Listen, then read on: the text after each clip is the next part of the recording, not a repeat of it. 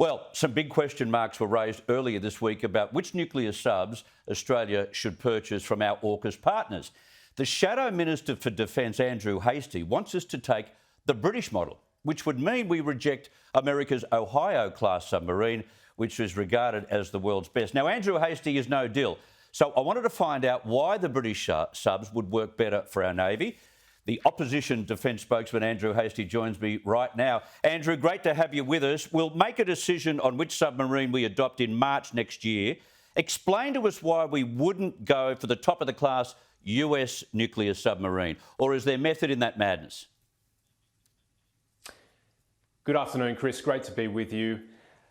I'm open-minded about which submarine we get. Ultimately, I want Australia to have the best nuclear submarine fit for purpose for our particular needs right here in Australia.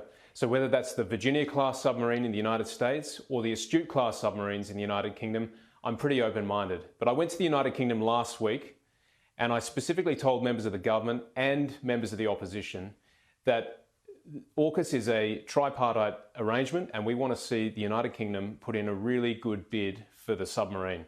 I'm a big believer in the United Kingdom. I welcome global Britain post-Brexit. I want to see them more engaged in the Indo-Pacific region, as we did last year when they sent their UK carrier strike group through the South China Sea.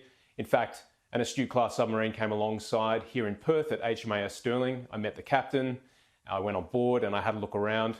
There's a lot of symmetry with the United Kingdom that we share. And so I just want the UK to have a good bid, and that means a good public discussion in Australia that doesn't exclude them and we only just talk about the United States. OK, I now understand. Now, I want to ask you about strategy, which you're very, very good at.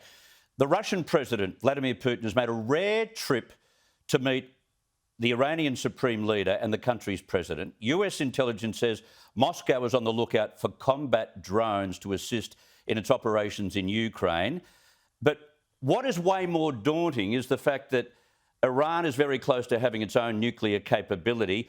I do hope this is not, a joint operation between Russia and Iran to get themselves nuclear capable. Chris, as I said last week in a speech at the Henry Jackson Society in London, authoritarian powers are on the move. We saw in February Russia and China enter into a no-limits partnership just before Russia invaded Ukraine. And since that time, Russia has become increasingly isolated through sanctions, diplomatic, financial, or otherwise.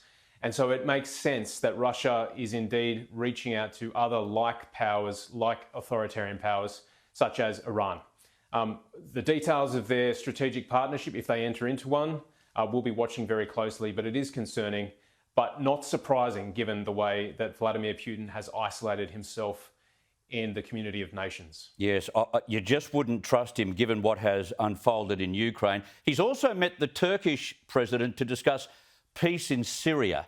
It's his first meeting with a NATO member since the war started in February. What's he up to, Andrew? What is he up to?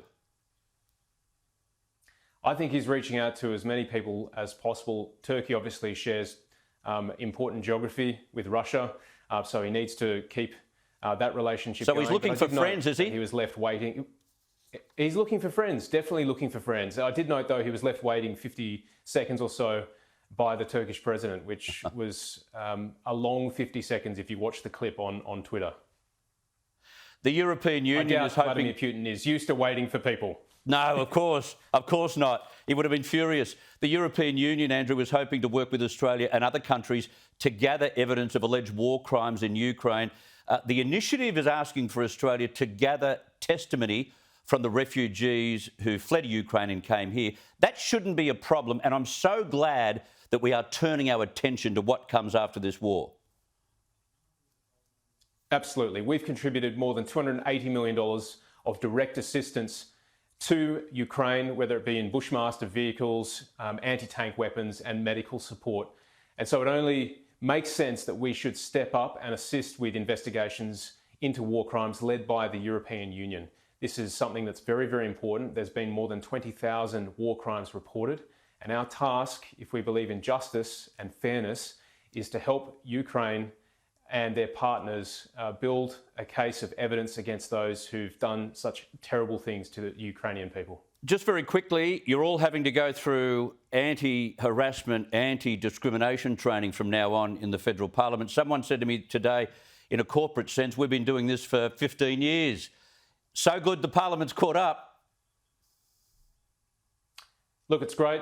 I believe that every single person should be treated with dignity and respect. That's something I was taught by my parents, something I've tried to do throughout my life, something that we practice in my office. So we welcome any training that affirms those principles, and we're happy to participate. Great to have you participate in the program tonight. Thank you for your time. Thanks, Chris. Always a pleasure.